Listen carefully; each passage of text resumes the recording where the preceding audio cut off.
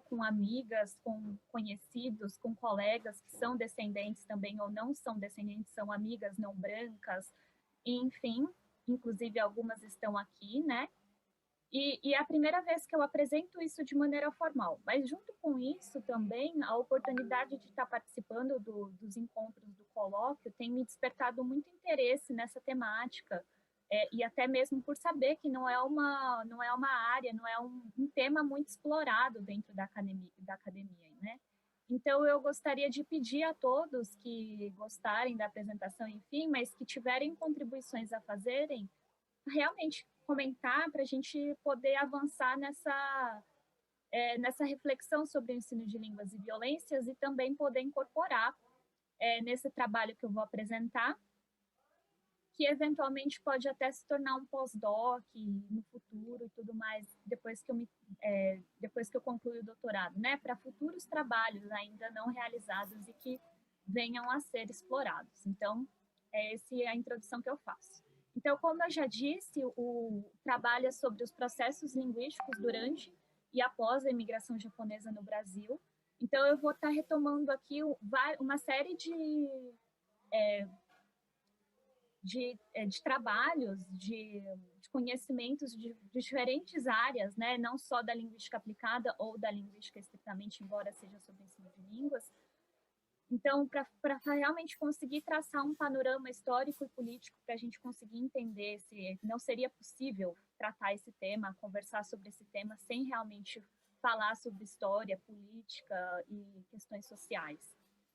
Eu vou tentar responder duas perguntas, as quais são: como ocorreram os processos linguísticos dos japoneses no Brasil?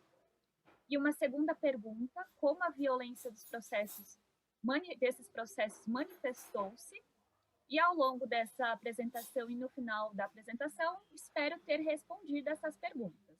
Mas, para isso, eu parto de dois pressupostos. O primeiro é de que esses processos linguísticos, sim, foram violentos. Então, vocês vão perceber ao longo da apresentação que não há como entender que não foi violento. Só é possível entender a partir de que realmente é uma violência. Esse é o primeiro passo. E o segundo é de que esses processos violentos relacionam-se com a racialização e a xenofobia que os japoneses sofreram não só no mundo, mas no Brasil. Então, antes da imigração, já que o tema é sobre a imigração japonesa no Brasil, é importante perceber que existia uma ideia do que é o japonês, do que é o ser japonês no mundo, e que essas ideias circulavam também no Brasil. Essas ideias estão ancoradas principalmente no medo do perigo amarelo. O perigo amarelo é um conceito bastante explorado aí no campo da história e da história, da ciência política e tudo mais, das ciências sociais de modo geral, e que é literalmente a construção de uma ideia de uma ameaça que os europeus sentiam a partir da Ásia, né? E essa Ásia era especialmente a China antes da Segunda Guerra Mundial. Então, a China foi o primeiro perigo amarelo, e que é essa construção de um inimigo, de uma ameaça ao Ocidente, essa construção de que a Ásia é retrógrada, é inassimilável e tudo mais. E isso também está bastante presente no trabalho, no grande trabalho feito pelo Edward Said, né? No livro dele sobre o Oriente como uma invenção do Ocidente, como o próprio título diz, que constrói um imaginário do que é o oriental, justamente para criar esse outro que é inassimilável, retrógrado em relação ao Ocidente. Para criar uma história sobre vitória, uma história sobre avanço, cria-se, então, esse inimigo comum, que é o asiático. Então, dentro desse panorama, desse contexto histórico, não é possível falar sobre migração, sobre a imagem do japonês, sem retomar um pouco dessa história sobre o Oriente, sobre essa visão, porque a gente vai perceber que, então, essas visões permanecem até os dias atuais de diferentes maneiras, talvez não da mesma maneira que acontecia no passado, mas de alguma forma.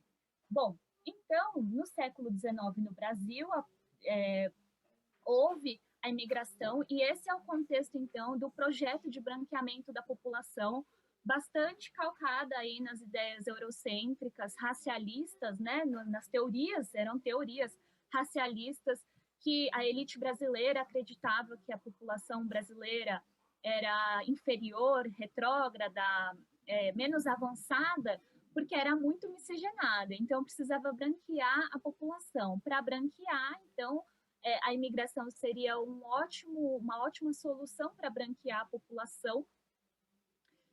Só que nesse interim, né, nesse panorama, o japonês não se encontra no perfil esperado pela elite.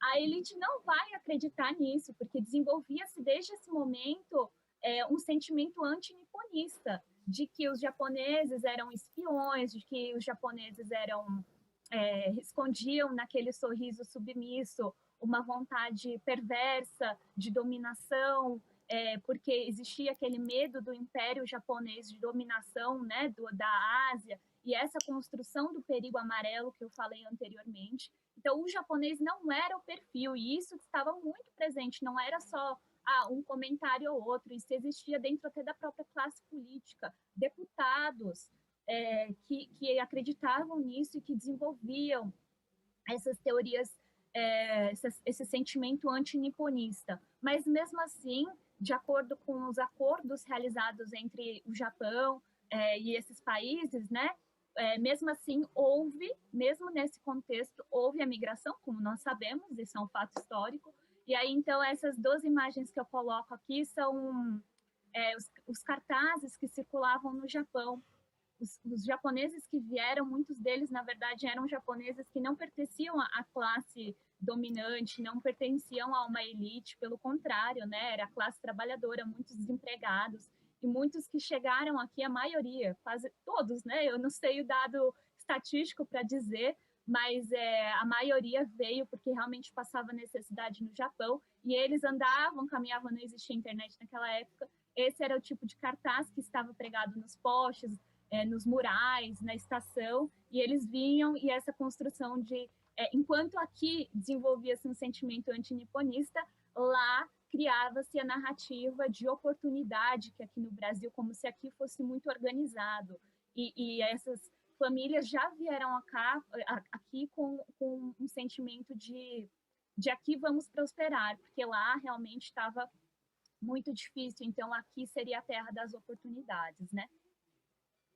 Mas, mesmo assim, como eu disse, havia um sentimento, o tipo de tensões e conflitos que aconteciam, o sentimento antiniponista, ideias desumanizadoras dos japoneses, junto com o projeto de branqueamento da população. E aí, esse branqueamento, embora houvesse esse sentimento antiniponista, né, os japoneses eles foram considerados menos negros e menos índios, né? Pejorativamente mesmo falando. Então, era esse sentimento de que, bom, eles não são brancos, mas pelo menos eles não são negros e não são indígenas. Então, foi esse sentimento que foi uma concessão dada aos japoneses para que eles pudessem migrar aqui. E aí, como foi essa chegada, né? Eu gostaria de salientar esses pontos aqui só para mostrar que eu não estou deixando essas outras tensões e conflitos de lado. Pelo contrário, quando eu penso na racialização, né, na desumanização feita com os japoneses, na verdade, eu não estou deixando de lado as outras questões que também aconteceram, como a questão linguística, né? A língua japonesa é realmente muito diferente das línguas românicas, então, das línguas, né, descendentes do latim, que vieram do latim.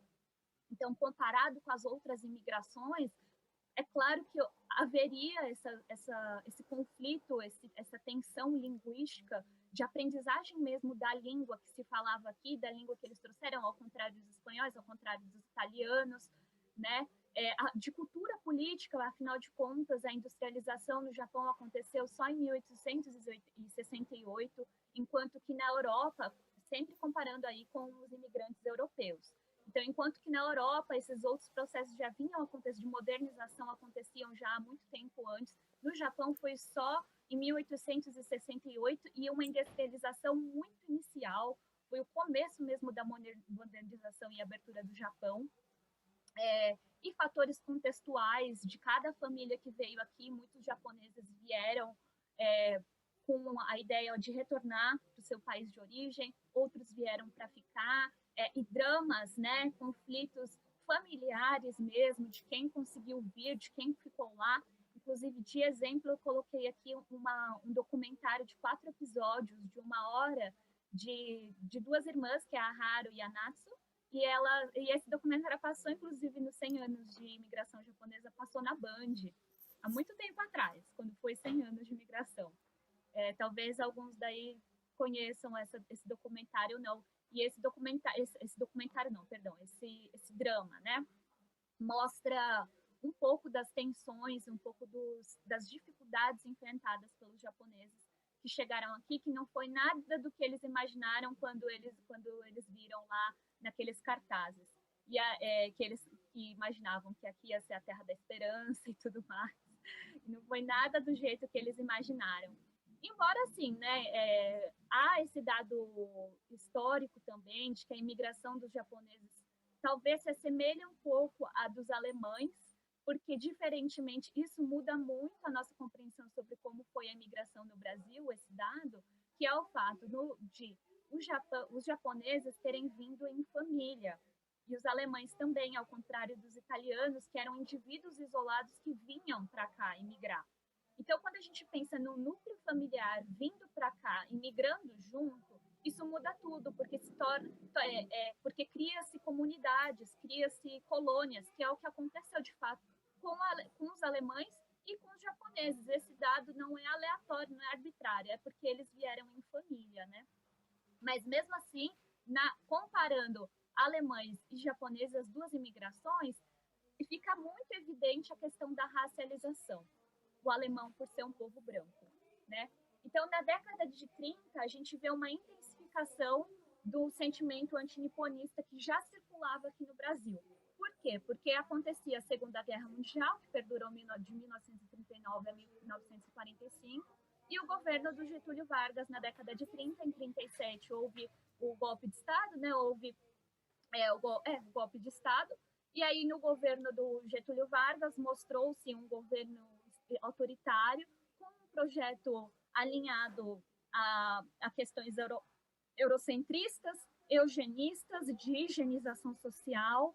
O Japão, por causa da Segunda Guerra Mundial, era visto como um novo perigo amarelo, porque foi incentivado, fomentada essa ideia de que o Japão era súdito do eixo no panorama, né, da Guerra Mundial. E aí houve uma política linguística que eu diria assim que foi quase que determinante para o que aconteceu com a língua japonesa, que é um dos focos desse trabalho, né? Para o que aconteceu então com a língua japonesa nas comunidades japonesas, que foram os decretos-leis do Getúlio Vargas, que proibia o uso da língua japonesa, e aí, em consequência, também o fechamento das escolas que ensinavam japonês dentro da comunidade, a proibição da circulação de livros, revistas, jornais, né? Sem contar também a perseguição mesmo que houve em relação àqueles que ao sofrimento que alguém acha que abriu o microfone, mas talvez tenha sido sem querer. Bom, ao sofrimento mesmo que as pessoas, né, imigrantes recém-chegados aqui também sofreram na década de 30, alemães, não só japoneses, né, sofreram aqui porque eram vistos como alinhados ao eixo, inimigos, né? Então, como consequência desses decretos-leis em relação à língua japonesa, houve, então, só para a gente entender um pouco das consequências, no final da década de 30, cerca de 30 mil filhos de imigrantes japoneses estudavam em 486 escolas da comunidade. Em 1939, ou seja, 9 anos depois, 219 delas foram fechadas, e em boa parte desses locais não havia escola pública próxima. No que se refere à imprensa, 11.576 pessoas consultadas em uma pesquisa em 1939, um total de 87,72% eram assinantes de jornais em japonês. Então, imagina, quase 90% dos imigrantes japoneses que se informavam a partir de jornais e revistas em japonês, claro, que era sua língua materna. A proibição dessa circulação desses materiais, a proibição da aprendizagem dessa língua, qual que é a consequência? O isolamento da comunidade japonesa. Um isolamento que não era só em relação ao que acontecia no Japão, porque notícias não era só em relação ao Japão, era em relação ao que estava acontecendo no mundo, ao seu redor. Era a partir da língua que eles entendiam, inclusive, coisas que estavam acontecendo ao seu redor, na sua comunidade onde eles estavam, no próprio Brasil. A política internacional mesmo, que estava acontecendo, até porque isso tinha muita importância, teve muita importância na vida pessoal deles, né? E aí isso trouxe um isolamento muito grande e uma pressão tanto externa, por causa desse sentimento antiniponista que se construía, e uma pressão interna, porque talvez essa proibição também foi um fator que incentivou também o ufanismo que começou a crescer, porque afinal de contas o Japão também é um país imperialista, e um sentimento de ufanista que começou a crescer dentro dessas comunidades, organizações que começaram a surgir, como a dos Corações Sujos, que não aceitou, depois do fim da Segunda Guerra, que o Japão tivesse perdido a Segunda Guerra, e aqueles que não concordavam, aqueles que concordavam com isso, também eram perseguidos dentro da comunidade. Hoje, inclusive, os Corações Sujos são considerados uma organização, como chama? Não é criminosa? Como chama? Esqueci o nome. Mas, enfim. Então, eles sofriam uma pressão tanto dentro da comunidade japonesa, quanto fora, externa, né? E a externa, então, a gente não pode deixar de pensar aqui que ainda estamos no panorama da década de 30, e que tipo de mensagem, que tipo de ideias que eram propagadas nesse momento, que tipo de ideias eram propagadas e fomentadas nesse período, né? E foram ideias antiniponistas feitas de maneira institucional, pela lei, pela mídia. Então, um exemplo da mídia aqui, por exemplo, né? Imagens icográficas que circularam nessa época. Essas são 2 imagens da revista Careta. Eu peço desculpa a todas as pessoas que estão assistindo e que são descendentes de japoneses, asiáticos, na verdade. Eu peço desculpas porque essas imagens me doem muito até hoje, em 2021, porque elas circulam até hoje no imaginário das pessoas. E é isso que é o poder, né, icográfico, a construção de ideias. Isso que é o poder, porque elas circulam até hoje, está no imaginário das pessoas. Recentemente, a gente encontra até desenhos mesmo infantis que retomam traços desse tipo de caricatura que circulava na época, para fomentar o sentimento antiniponista, o perigo amarelo, a ameaça dos japoneses, a cara do inimigo, né? Então, nessas imagens aqui, a gente vê os japoneses, aqui é o Hirohito, né? O imperador daquele momento, e aqui é o Hitler, mas assim, que circulava para falar sobre os soldados, o povo japonês, mas na verdade fazia com que todo e qualquer brasileiro que lesse esses jornais associassem esse tipo de imagem a todo e qualquer asiático, aos japoneses que já estavam aqui, que eram imigrantes, né? E que não necessariamente também concordavam com as coisas lá, como eu disse, né? Sofria uma pressão tanto interna quanto externa na comunidade. Então, comparações com símios, né, macacos, isso é uma forma total de desumanização. E o que é essa desumanização? É uma forma de racialização, né? A etnia, a raça vem antes mesmo do indivíduo. Então, é isso que acontecia, né? Mas e aí? Oi? É a Ana do GPNEP. Com essa sua fala aí, você me fez lembrar que quando eu era criança e que via filmes, né, de modo geral, a associação que qualquer filme que tivesse, ou a maioria deles, que tivesse uma associação de um grupo criminoso, mafioso, era feita associação com asiáticos. Então é a primeira coisa que vem na nossa, pelo menos na minha mente, né, em imagem. Pensa um grupo de mafioso. Geralmente eles são asiáticos. Essa palavra sempre me traz isso. Muito, muito rica a sua fala. Obrigada. É isso mesmo, Carol. É isso. Ela persiste até os dias atuais, né? E com narrativas que também são mais contemporâneas, como grupos de mafiosos. Aí todo mundo pensa na Yakuza, né? Mas o que é a Yakuza? O que é a Yakuza no mundo japonês, lá no Japão? Ninguém sabe, mas constrói-se esse imaginário mesmo. E o que eu estou tentando levantar aqui é que isso não é recente e que isso dialoga com a própria história de como aconteceu essa incorporação do povo japonês na sociedade brasileira, e nas Américas, né? O recorte de hoje é sobre o Brasil, mas na verdade eu nem mencionei aqui, nem pretendo também me alongar nisso, mas tudo que aconteceu aqui foi bastante pautado no que aconteceu na perseguição dos japoneses lá nos Estados Unidos. E lá nos Estados Unidos aconteceram muitas outras coisas muito intensas. E até hoje, na verdade, retoma muito do que acontece lá, repete-se aqui. Né? Até na perseguição é uma imitação, é impressionante. Mas, enfim. E aí, a Segunda Guerra Mundial acabou. E o que aconteceu com a Segunda Guerra Mundial, com o fim da Segunda Guerra Mundial e o começo da Guerra Fria? Uma mudança de pensamento político, de posicionamentos desses estados, né? Então, o Japão foi ocupado pelos Estados Unidos, os Estados Unidos investiu pesado na reconstrução do país, na industrialização. A gente vê, é impressionante, é uma coisa que me chama muita atenção na série dramática que eu falei, que é Cartas que Nunca Chegaram, esse é o nome para quem quiser assistir, tá tudo completo no YouTube. Uma coisa que me chama muita atenção é que o drama, ele vai fazendo na linha do tempo, ele vai caminhando na linha do tempo. Então, mostra um pouco do passado, a época da imigração, e mostra o Japão recente. Em 2013, mais ou menos, não, antes disso, muito antes, 2008, por aí, né? E é impressionante ver o Japão reconstruir. É impressionante o que aconteceu com o Japão, né? E a gente não pode. Esse dinheiro foi um dinheiro externo, foi capital externo, investimento, e para reconstrução. Então, para que o país pudesse competir no panorama, no capitalismo industrial já global. Foi isso que aconteceu e que vem acontecendo e continua. E aí, pensando no contexto do capitalismo, essa imagem aqui não condiz com o que é competitivo.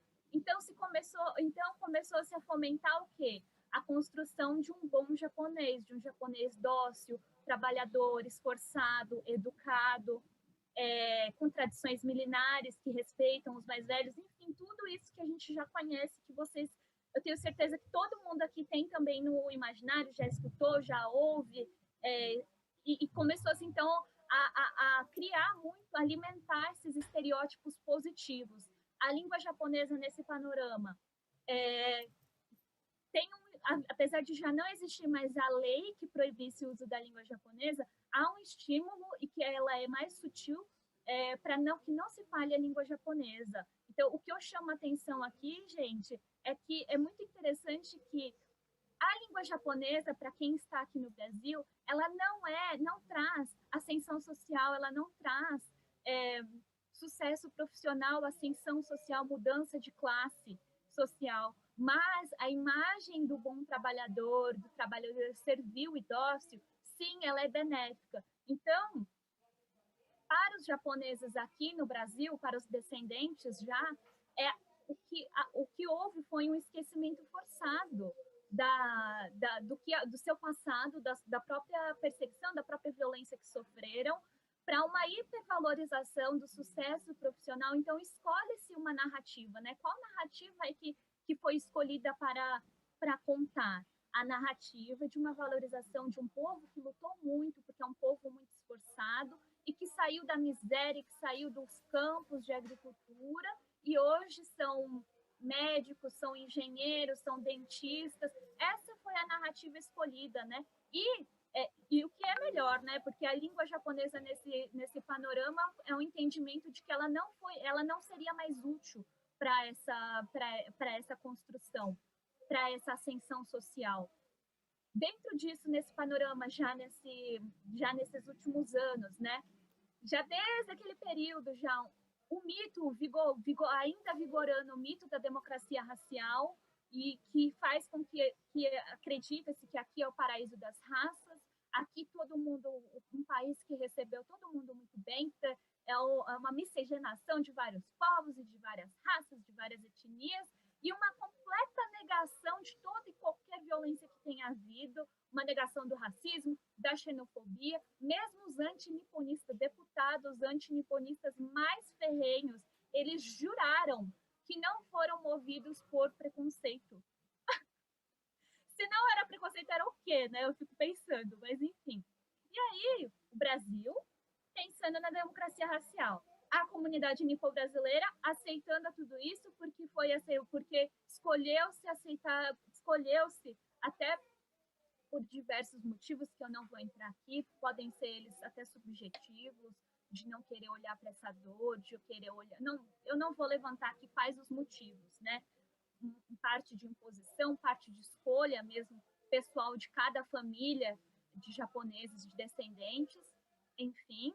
E o Japão? O Japão, nisso tudo, incentiva a essas narrativas, né? A própria narrativa nipo-brasileira já. Por quê? Porque a língua já, não só a indústria cultural, mas a língua japonesa, desde a década de 60, que foi a partir da grande industrialização japonesa, né, após a reconstrução da Segunda Guerra e uma grande competição no mercado, tudo que é da indústria cultural torna-se, então, um soft power para a competição do capitalismo global, né? Para a construção de uma potência. Então, o Japão, na verdade, também é responsável por essa narrativa de japonês dócil, trabalhador, que tem uma tradição milenar, o que é bastante contraditório e que nega a contradição, porque esse mesmo capitalismo é um capitalismo que também matou seus próprios povos, que também justificou a morte não só física, né, biológica, mas a morte simbólica de várias tradições, de várias culturas. Então, assim, uma narrativa também que escolheu-se conveniente, porque é também a que traz mais lucros e a que constrói soft power, então, nesse panorama global, né? Então, agora, falar japonês é exótico, falar japonês é de um povo que é trabalhador, que é um povo metódico, esforçado. Assistir animes é muito legal, os doramas, o J-pop é muito legal, isso tudo são soft powers, né? E como fica, então, a identidade, a questão do pertencimento dos nipo-brasileiros hoje, na contemporaneidade? Muito confusa, né? E aí eu peguei a frase de uma das minhas amigas com quem eu conversei antes de fazer o trabalho, e aí ela me permitiu, né? Eu avisei ela que eu coloquei aqui na apresentação, que ela fala assim: a língua é um lugar seguro para falar qualquer coisa. E isso me chama muita atenção, porque diante disso tudo, a língua torna-se um lugar seguro? Não, ela não é um lugar seguro, porque se nos foi negado aprender a língua dos nossos avós, dos nossos bisavós, nos foi negado entender as nossas histórias dos antepassados, dos nossos antepassados, compreender a história não só das nossos familiares, mas a história geral, global, como ela aconteceu, então ela não é um lugar seguro, né? E como a gente vai fazer? Então, eu acredito que, como linguista, eu acredito que é também pela língua que a gente vai conseguir tornar ela um lugar seguro. Já que ela é um lugar de violência, ela também pode se tornar um lugar seguro, né? Ela pode se transformar. E é nisso que eu também reivindico aqui, convido a todos a refletir sobre isso, dessa transformação, né? Porque um dos primeiros passos é compreender que há violência na e pela língua, e elas continuam, essas imagens que circularam antes mesmo da década de 30, antes mesmo da Segunda Guerra Mundial, o perigo amarelo, as ideias, né? Os conceitos que o Said apresentou em 1990 persistem até hoje, mas um dos primeiros passos é entender que há violência e, a partir disso, também começar a mudar as coisas.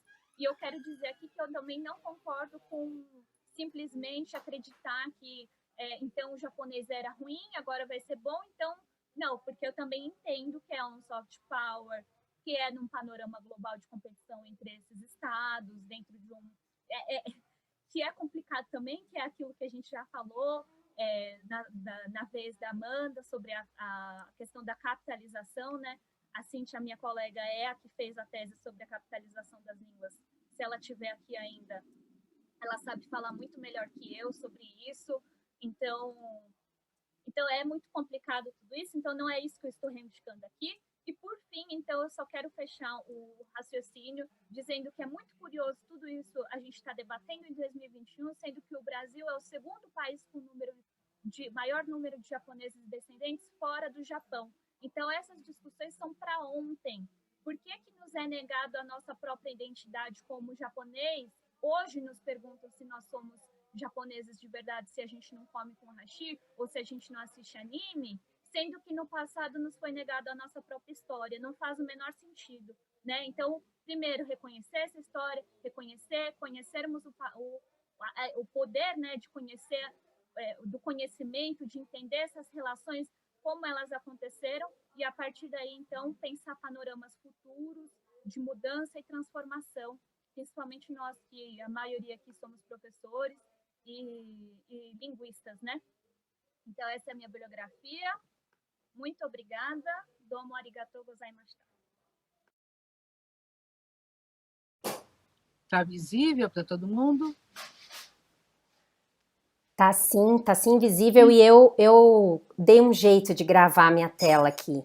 Então, a gente vai ter várias possibilidades. Obrigada, viu?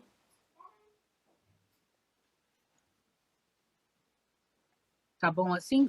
Tá Minha ótimo. voz está muito forte, gente, não? Tá tudo ótimo. Se tiver alto, me avisa. Tudo Então, ótimo. em primeiro lugar, eu gostaria de pedir licença aos nossos ancestrais, né? E saudar os mais velhos, os mais novos aqui presentes, e saudar a todos e todas, e agradecer, né, a presença da professora Aparecida de Jesus, que tanto nos abrilhanta com seu conhecimento.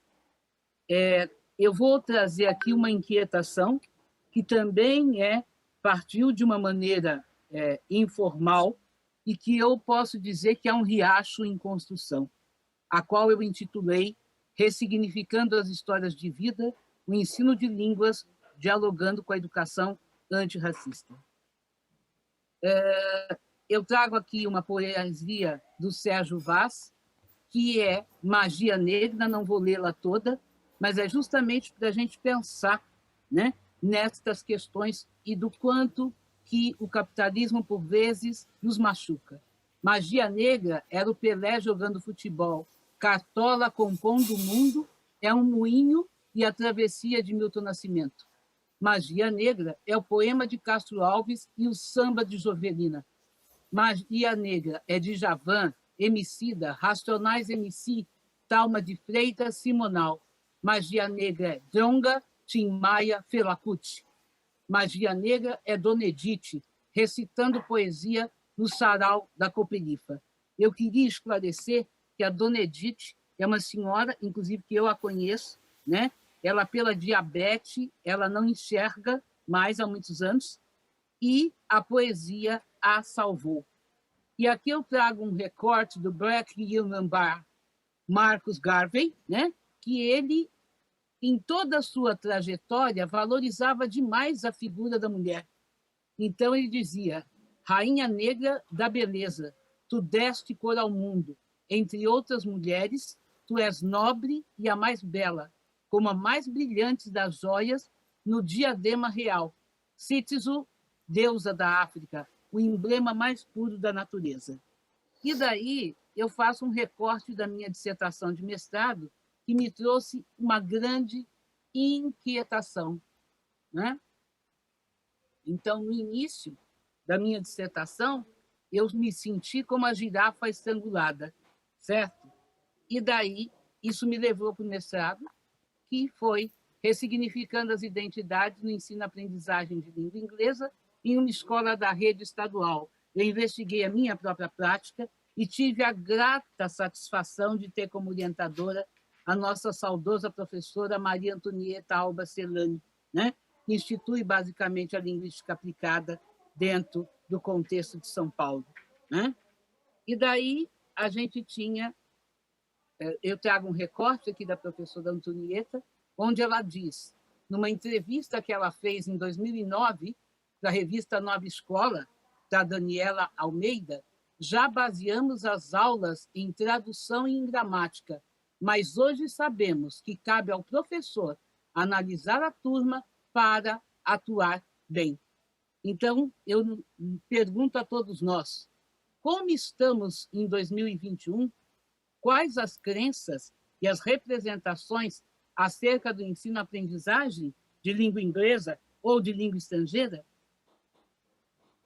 O objetivo na minha dissertação era justamente investigar as minhas práticas na interação com os meus alunos, procurando ressignificar a minha identidade e a deles, e perceber o quanto que tudo isso interferia na sala de aula, certo? E o quanto isso oportunizava a ressignificação através das nossas histórias pessoais. Porque aí, parafraseando Van Menen, ele, dentro da fenomenologia, ele nos diz que cada vez que a gente ressignifica as nossas identidades, a gente revisita quem a gente é.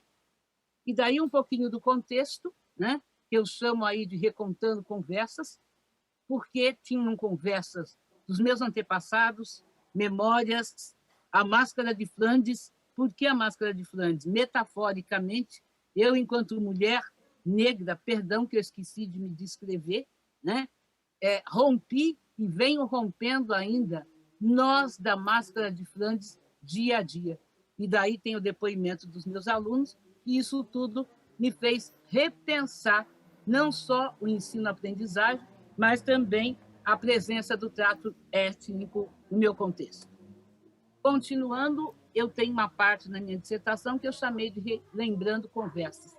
E como eu tive, me chamou muita atenção esse depoimento de um aluno do EJA.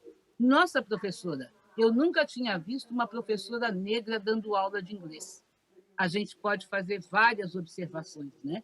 E se a gente pensar nesse contexto capitalista, né, realmente, uma professora negra de inglês, nesse contexto, é de se repensar. Será que o negro pode ser um professor de inglês? Né? E daí eu trago também um excerto das minhas histórias contadas pelos meus avós. Não só os meus avós biológicos, mas os meus avós do coração. Eu fui alfabetizada num português lusitano e no português brasileiro, digamos assim. E ele dizia, Ninha, vem cá, tu queres ouvir histórias da África, de minhas passagens por lá? Vou contar-te dos bichos que lá tinham, entre eles a girafa. A minha trajetória de pesquisa se deu no cotidiano das aulas de inglês de uma escola estadual na Zona Sul, onde eu e os meus 42 alunos do segundo ano do ensino médio do período noturno. E aí a gente tinha uma trajetória teórica e metodológica, né, que perpassou por Vygotsky, os PCNs, Munanga Moita Lopes, Paulo Freire, Celani, Kanner e Clandini, que eu venho visitando desde 1988. As questões de pesquisa, que eram que oportunidade a prática docente proporciona para que o aluno repense sua visão de ensino-aprendizagem de língua inglesa e que oportunidade a prática docente proporciona para que a professora ressignifique as suas identidades. E aí eu trago um excerto do instrumento que foi utilizado na minha pesquisa, que eu propus os diários reflexivos, no qual os meus alunos, alguns deles, disseram, professora, eu gostaria de fazer o meu diário reflexivo em forma de desenho, certo? E, por isso, eu chamei de Relembrando Identidades Fragmentadas, porque a fala é assim. Adoro também quando a professora vem para o fundão e começa a conversar e, ao mesmo tempo, explicar a matéria, pois parece que ela se enturma conosco e a nossa relação fica mais próxima, mais amigável. Assim sendo, fica mais fácil de perguntar as coisas e entender. Um outro excerto, a importância do inglês para alguns alunos. Alguns alunos refletem sobre a importância do inglês para a continuidade da sua escolarização. Em comércio exterior, é porque eu irei tratar com pessoas de outras línguas. Viajarei muito para vários países. Para fazer letras português e inglês, é necessário conhecimento das línguas. Os melhores softwares são desenvolvidos no idioma inglês. Então, aí meio que acho que dialoga com algo que a nossa querida Maiara nos trouxe. Um outro excerto, relevância do inglês e diário reflexivo. Atividade sobre os Beatles, eu gostei, porque ficamos sabendo mais sobre a banda e o trabalho sobre Bob Marley e o Kirikou. porque trabalhamos com vídeo e o jogo da memória. As músicas que copiávamos, cantávamos e traduzíamos, também umas brincadeiras de dinâmicas. Então, eles trazem aí um recorte. E daí isso me ajuda a ressignificar essa identidade dessa que vos fala e da aluna. Então, me senti orgulhosa, pois percebi que servia para alguma coisa. Inglês é o máximo. Eu queria tanto ter condições financeiras para poder me especializar nessa língua. Hoje valeu a pena vir para a escola. Eu sou útil e quem fica perto de mim recebe um pouco da minha felicidade. E daí eu fiz esse manuscrito para poder entender esse contexto. E a mudança de percepção de um aluno, que ele diz, foi que eu me dei conta da dimensão do seu empenho em nos mostrar um mundo novo, e que mesmo sem muita estrutura e muito apoio, nós éramos e somos capazes de conquistar tudo o que quisermos. E a cada vez que eu me recordo daquele dia, me emociono e sinto muita saudade da senhora e de todos. E daí eu trago o que eu parafraseei na minha dissertação. A Irene no céu da academia e da transformação. Irene, mulher negra, professora e educadora. Irene aberta a mudanças e transformações. Irene sempre tentando vencer obstáculos. Eu imagino entrando no céu da academia. Eu me imagino perguntando, com licença, aqui é o Lael?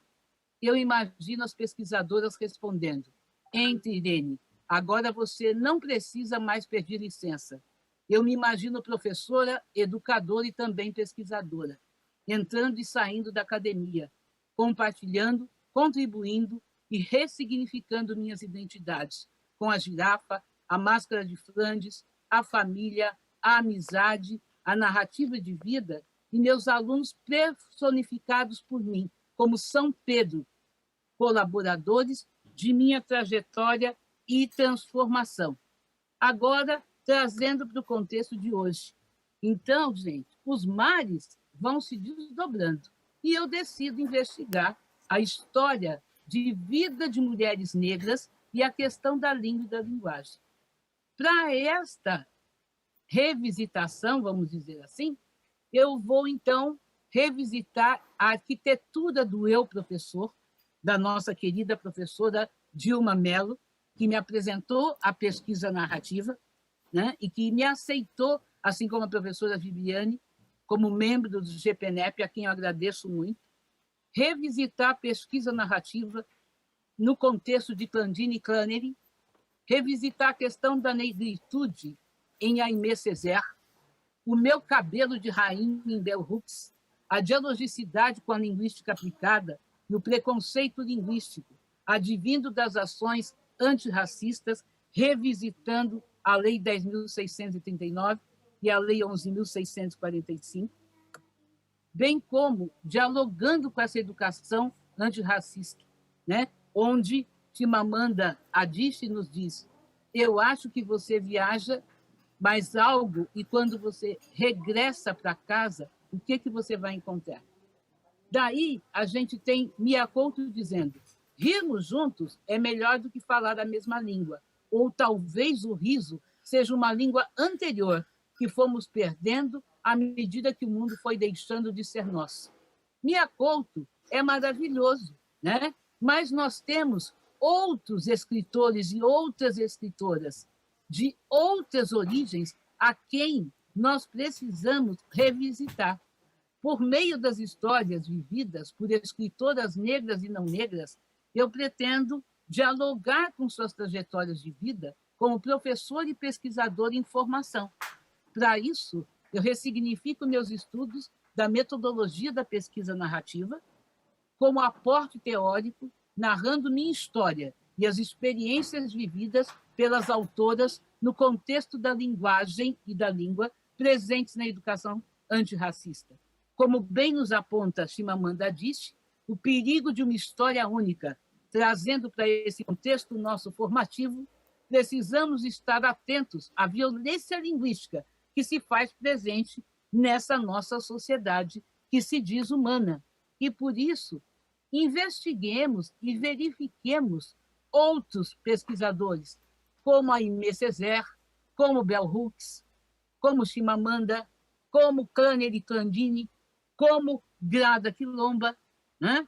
E aí eu aproveito e deixo algumas referências de aportes teóricos que eu acho que nos ajudam a discutir, né?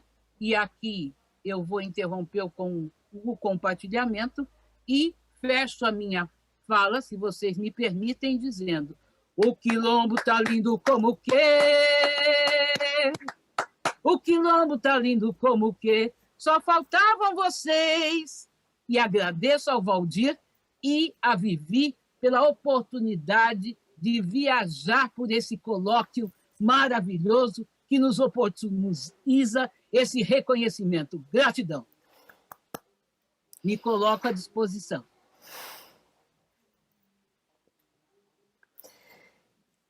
Não consigo falar, gente.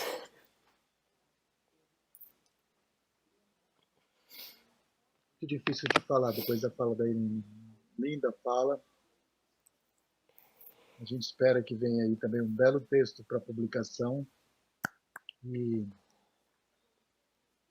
de algum modo, a gente vai falando e revivendo aqui as dores ancestrais, né? Dos japoneses, dos africanos, de todo mundo que, de algum modo, teve que abrir mão das suas identidades para construir uma outra que ainda está por vir, né? Achei realmente muito bom. Alguém levantou a mãozinha para falar? Aparecida. Antes de passar a fala para Aparecida, é tão interessante isso, Valdir, porque eu não consegui falar e aí você entrou para me ajudar e aí isso tem acontecido na minha vida nos últimos dias, meses, principalmente agora nesse pós-Covid que eu estou vivendo ainda, né, as sequelas da Covid e toda essa questão do embargar a voz quando a emoção toma conta e eu estava apresentando uma fala no AERA, que é um evento na Associação Americana de Educação, e na hora que eu estava falando também, minha voz embargou e eu estava apresentando junto com a Dilma entrou, como você fez agora. Então, assim, essas parcerias estão sendo muito importantes, eu sou muito grata a essa força que eu encontro no coletivo. Parabéns, Irene, muito obrigada. Você não está sozinha, eu só queria falar isso, você não está sozinha. Obrigada, Mayara. Não tem problema, tá tudo bem embargar a voz também, tá tudo bem. Obrigada. Aparecida, com você. Que lindo, viu, Viviane? Eu acho fantástico essa questão de mostrar emoções, né? A gente, pelo fato de estar dentro da universidade, parece que a gente, a todo momento, é impedido, né? Ou impedida de mostrar as nossas emoções, né? Mas que eu acho fundamental, né? E para mim é um ato de humanidade, de humanização, né? E que a gente cada vez mais tem que se permitir fazer isso, né? Então, é fantástico. Então, parabéns, Irene, pelo trabalho. Fiquei, assim, emocionada em vários momentos que você trouxe a sua fala, né? E tenho encontrado você, né? Algumas vezes, em algumas apresentações, algumas lives, né? E você é uma presença muito importante. Irene, você traz no seu trabalho alguns referenciais, né, que eu acho fantástico, eu adoro narrativas também, trabalho com narrativas, utilizo vários dos seus referenciais teóricos também, e você trouxe um pouco de narrativa que eu não tenho utilizado, esse formato de narrativa que é através de ilustrações. Eu geralmente utilizo as narrativas faladas, né? Seja ela através de entrevistas, seja ela através de narrativas escritas, né? E eu achei fantástico a forma que você trouxe as narrativas colocadas e mostradas a partir de imagens, né? E daí eu gostaria de que você falasse um pouco mais para nós sobre essas narrativas de imagens, né? Como é que elas têm se apresentado, como é que elas... aquela que você mostrou é linda, né?